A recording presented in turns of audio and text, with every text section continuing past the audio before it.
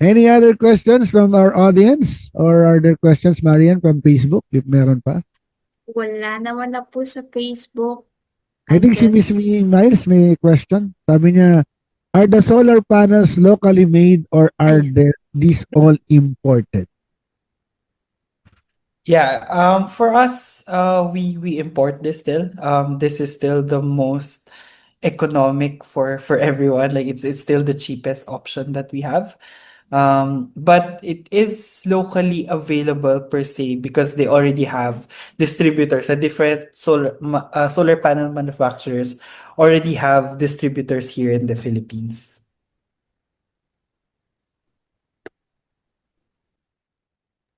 I have one curious question.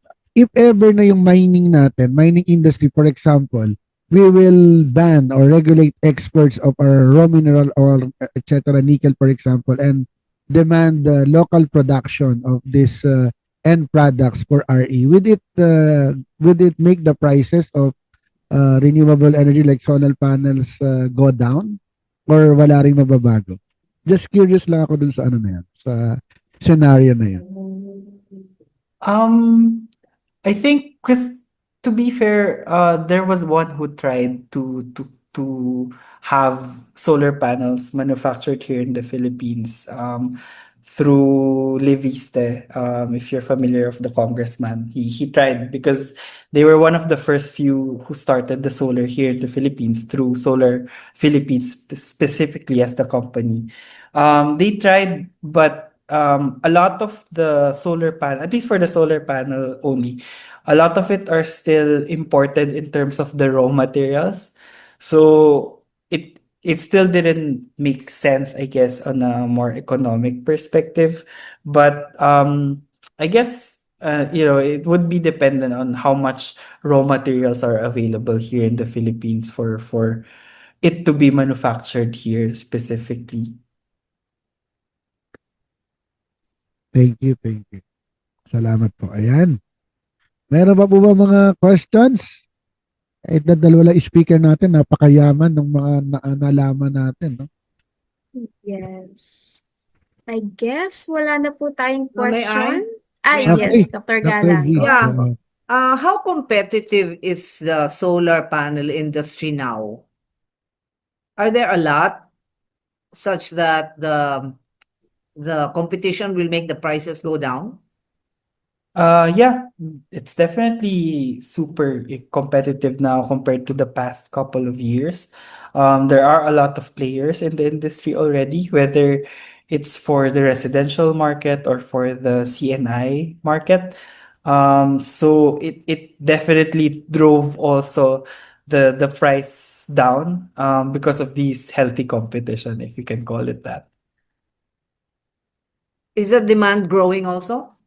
Yes, I think at least for the CNI market, the industries and the businesses are now understanding the benefits of the solar on top of their roof, giving them instant savings from day one.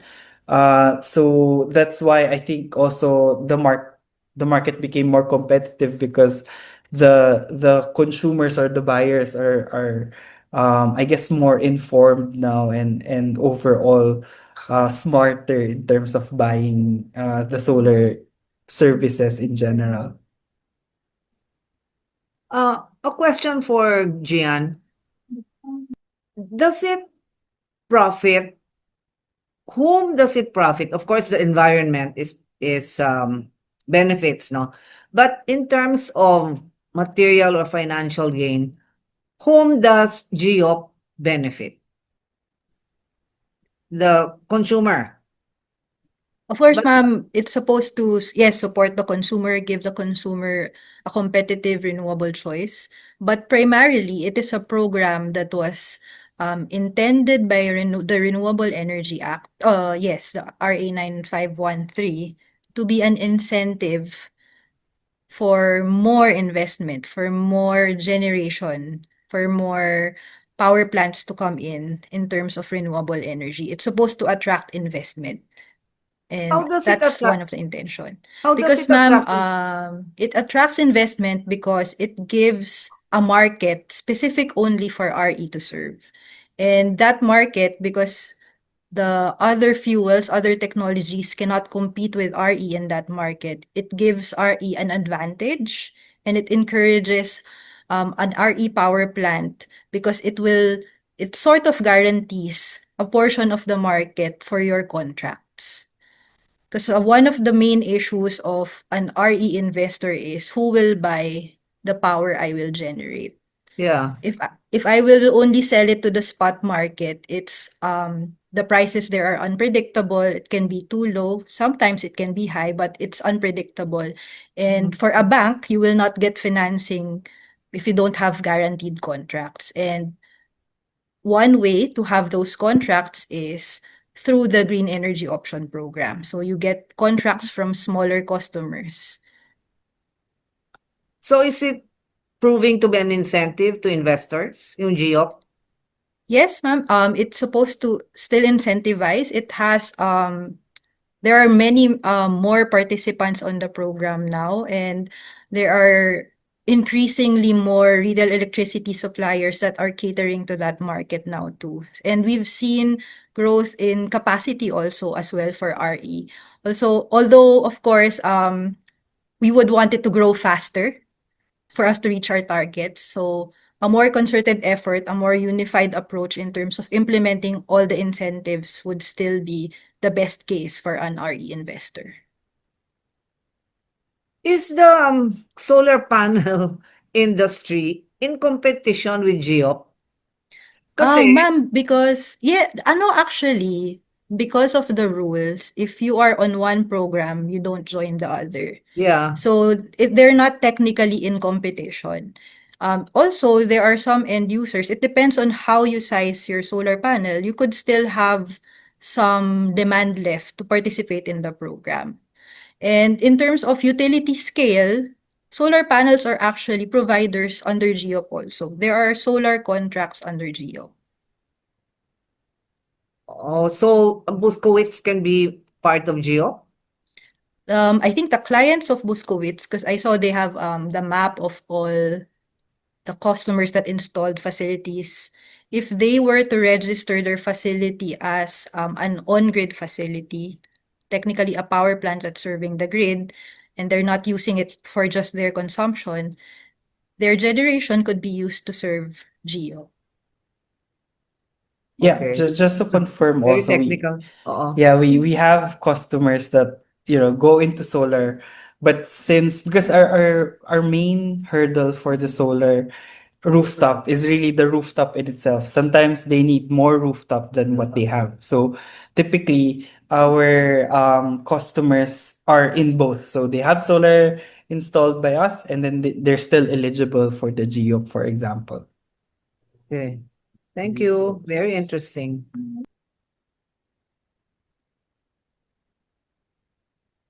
Me, Thank you. Okay, go ahead, Miss Tessa. yeah, I was just thinking, what would you know of banks that can offer good financing for mga solar power, for example? Yeah, I think BPI, if I'm not mistaken, and Metro Bank are in that space, I guess, offering solar financing to their customers, specifically for their solar homes. Yeah, that's interesting. Thank you. Thank you for the questions and for the very insightful answers. Mukhang meron pa yata dito. Kay Miss Miles po yata, Ah. we have questions. I'm sorry. It's Sabi not niya, will loading. first gen go into small modular nuclear reactors daw po? Currently, we are monitoring the developments on small nuclear reactors. We have been joining DOE's public consultations and all their IECs on this matter. We have no particular project yet started for a small nuclear reactor, but considering it's clean energy, if it becomes viable, if the economics are right and the technological requirements to put it in place are already present, then I don't think there would be issues in exploring it as long as all the factors that are needed to put it in place are there. I think some of the issues that they're looking at is location. I guess for our archipelagic, very um, volatile volcanic activity country, it's a bit tricky, but we are actively monitoring the developments and we await to see how it will shake out. But nuclear could be helpful too. Yes. But it's not renewable. Yes, it's just clean. But yeah, I Not guess very there's a clean. debate on that also because you have to dispose of the waste. I guess, ma'am, it really depends on how the government will manage all those risks.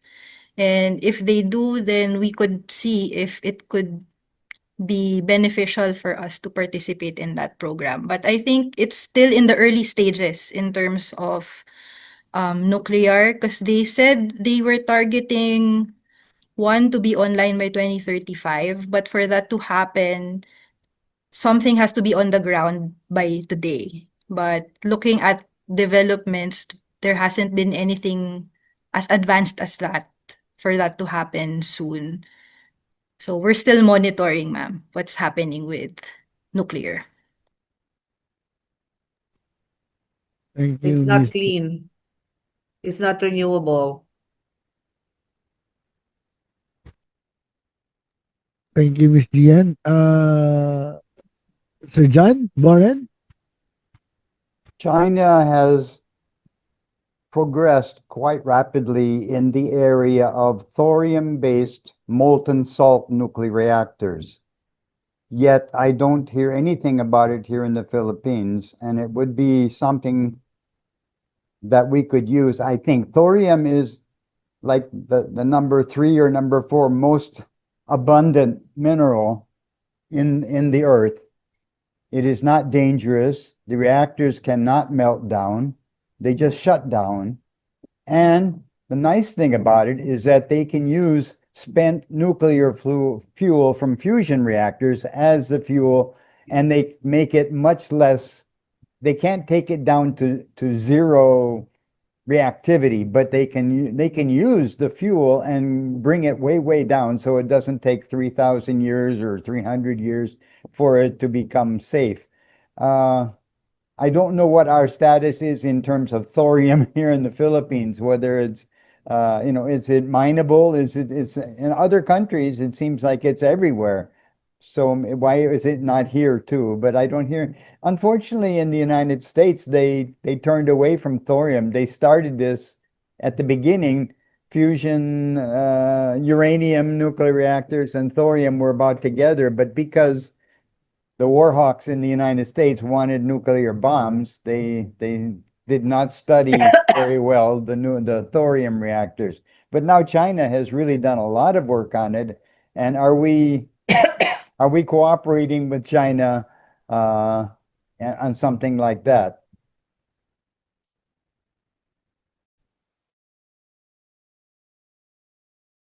Sorry, is that for me? At least from what I've heard from Yes. DOE, they've been working with China, with Canada, and the US, and I think Korea also in exploring the nuclear technologies. But they haven't really zeroed in on one or fully committed to one because I think they're just really exploring at this stage. Nothing is concrete yet, and everyone's on a wait and see matter in terms of nuclear. Yes, thank you po. I think we really have there has to be a separate session, I guess, on nuclear talaga and how it should be discussed further. And we have, I guess, this would be one last question po. Is the EIS and ECC for first-gen solar farm available and can be accessed on the internet? If not, could you share it with us? This is from Miss Miles Serrana. Are these the compliance certificates, ma'am? Yes po. Yes. From what I understand, we submit it regularly to the regulating bodies. It could be requested if necessary, but officially I don't have it with me. But I remember it's submitted regularly to the DOE and the ERC. Thank you po. Thank Sir you. John Born, do you still have a question? All right, thank you. Sir David? Yes, Miss Miles. Yeah, I'm just curious because before you can start with the solar farm, it must be approved already, or I mean, the ECC is already given. So I'm just interested in the EIS, the environmental impact statement, and the ECC. If you could share it with us, because I would like to study it because I have a class now on EIA. Oh, So okay, we would ma'am. like to look at it. Maybe we could work directly with you. I'll patch you with our solar team for you to help you understand the EIS and the ECC process. Because we have several solar farms. We have ones that are already running, the ones in the north. But we're also currently, you just recently did the groundbreaking for the one in Batangas. So they're all in different stages. So the stages of the compliance certificates could also differ on those sites. But if you wish, I could connect you with our solar team to discuss this matter further. I'm I'm a bit knowledgeable on the process of the PEIFS. I'm just curious and I just want to look at the EIS and the ECC. Probably the ones that are already running. Just one, Okay. probably. If you could Okay, share. ma'am. Thank you. I'll look for someone that can talk to you about it. Thank you. Okay, thank you. Thank you very much, Miss Dian and Miss Miles. And with that, we're officially closing the open forum. So thank you everyone for the meaningful open forum. Siguro isa sa brief takeaway ko talaga dito andyan na yung mga batas, we have many good laws, especially on energy, and it's supposed to function well. So the government needs to step up, and perhaps NGOs and CSOs, especially in the environment, needs to unite para kalampagin yung gobyerno. Kasi IPIRA, for example, is supposed to bring electricity costs down, but it never did. The Renewable Energy Act is supposed to increase the share of renewable energy, pero hindi pa rin siya nangyayari. So I think we really have to strengthen our forces and work with government, and hopefully the government will listen together with the private sector. So yan. Before we conclude today's Kamayan Forum, may announcement muna si Marian. So go ahead, Marian. Yes, that's right po, no. Ayun nga po, sabi po ni Sir David, no, as you have heard and seen this afternoon, we have a lot of good RE options right now, equipment-wise and program-wise. So reflecting back sa kaninang pinag-usapan natin ng commentary ni Yusek Guevara, it really is just a matter of acting fast and enforcing the policies well enough to cover even community-level energy needs. Most insights kasi kanina, I noticed, also revolved around concern on accessibility even sa ordinary Filipinos. And I guess that is a big and important assignment for our government given that RE options are already on the table. No? So thank you, Sir David, and thank you everyone for sharing your insights.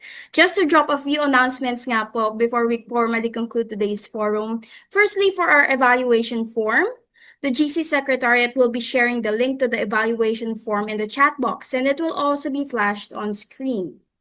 There we have it on our screens. Your feedback means a lot to us as it helps us improve future Kamayan sessions. So we would greatly appreciate it if everyone takes a few minutes to fill it out. Secondly, for those requesting e-certificates of participation, we would like to remind everyone that you must have actually been present in today's forum, not just pre-registered. And of course, you must submit a completed evaluation form, which is on your screens. Thirdly, we would also like to invite everyone to become an official member of Green Convergence. Join us all in our movement towards sustainable development and stay engaged in GC's activities such as our monthly Kamayan and many more.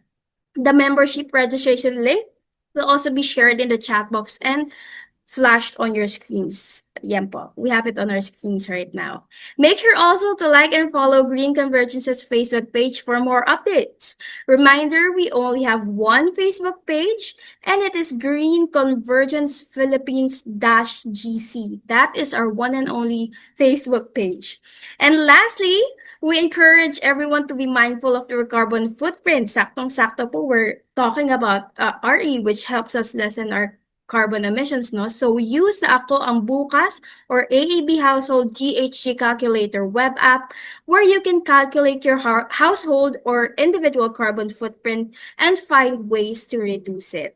You can also be part of the bigger change by signing the Ako Ang Bukas pledge. Links will also be shared in the chat box and flashed on your screens. Yan, nakikita ko po, pumapasok po ang links sa chat box. Feel free to visit. Then, of course, for our resource speakers and everyone in the Zoom room, feel free to also send in links in the chat box if you have programs or projects that we can maybe participate in or explore. All right, thank you. Thank you again. Back to you, Sir David. Thank you very much, Marian. So now to wrap up today's conversations with her closing remarks, we have the honor of introducing a seasoned academic and higher education woman leader and a trustee of Green Convergence. Please welcome Dr. Cecilia S. Navasero Gascon. Makakalikasang araw po, Dr. Cecil. Makakaligasang araw, Marian and David, and to all our participants. Maraming salamat po for joining us in this very important and very participative conversation from crisis to opportunity, accelerating renewable energy. So we extend our sincere appreciation to our speakers,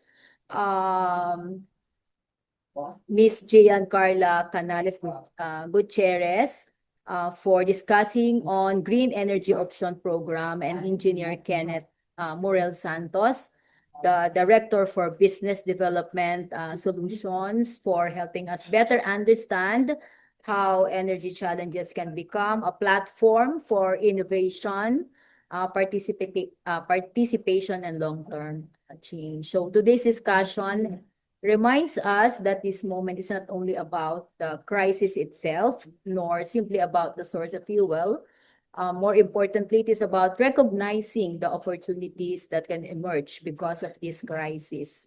So it is an invitation to all of us to rethink how we produce, how we choose, and how we use energy. It challenges us to look beyond our dependence on traditional fuel sources and to see renewable energy as a practical, strategic, and empowering way forward. The renewable energy transition is already being supported by concrete solutions, from engineering and procurement to construction, operations, maintenance, and financing options. So it also highlights the growing scale and credibility of green and clean energy initiatives, including a strong solar portfolio and hundreds of installations, and a clear pathway toward helping more organizations enjoy savings through solar power. But beyond technology and programs, perhaps the most important takeaway is this: crisis can change perspective. It can push us to become more conscious, more responsible, and more deliberate in how we consume energy every day. So whether in our homes, in schools, in our offices or businesses or communities, energy conservation must become part of our mindset and our habits. So saving energy is no longer just about reducing cost. It is about contributing to a more resilient and sustainable future. So may this webinar inspire us not only to learn about opportunities such as Green Energy Option Program, but also to act, to make wiser energy choices, to support renewable energy solutions, and to turn today's challenges into tomorrow's progress. We are blessed because we have solar, we have hydro and geothermal sources. We have to thank our Lord God Almighty for these wonderful sources of energy. So once again, thank you very much to all our speakers, to Marian and David, and to all the participants. Let us continue working together so that this crisis, from this crisis, we can create opportunity, and from opportunity, we build a cleaner, smarter, and more sustainable energy future for everyone. Maraming salamat po, and see you all in our next Kamayan, and may God bless us all. Right. Thank you very much, Dr. Cecil, for that very inspiring closing remarks. Tama, no? Crisis can change perspective. So may we all venture into practical, cleaner, and more sustainable solutions para malagpasan natin ang krisis na ating nararanasan. Tama, Sir David? Yes, tama ka dyan, Marian. At syempre maraming salamat, Dr. Cecil. At syempre sa aking napakagaling na co-host. No? Napaka-interesting ng ating discussion. Talaga namang hopefully ay itong mga napag-usapan natin ay hindi lang dito mag-stay, kundi pagpatuloy tayo sa pagkilos para, sabi ko nga kanina, makalampag din ng government. Kasi andyan na yung private sector, andyan na, active na yung mga NGOs. Pero mukhang ang kailangan gisingin ay yung talagang governance level natin. Maraming salamat din sa ating resource speaker at sa lahat po na nandito. Reminders to everyone that our next Kamayan Forum will be on May 15, 2026. Sana naka-calendar na sa atin ang third Friday every month. We hope to see you all again for another meaningful Kamayan para sa Kalikasan session. This has been David D'Angelo, Green Convergence Public Relations Officer, and with me was Marian Luisa Palo, Green Convergence Media and Communications Officer. See you all again on May 15. Let us keep the conversation going, share what you've learned, invite others to be part of the movement, and together, let's build a greener and more sustainable future. Muli, maraming salamat at makakalikasang araw po sa ating lahat. Ingat po! Padayon Kalikasan. Happy Thank weekend you. po God sa inyong bless. lahat. God bless. Thank you!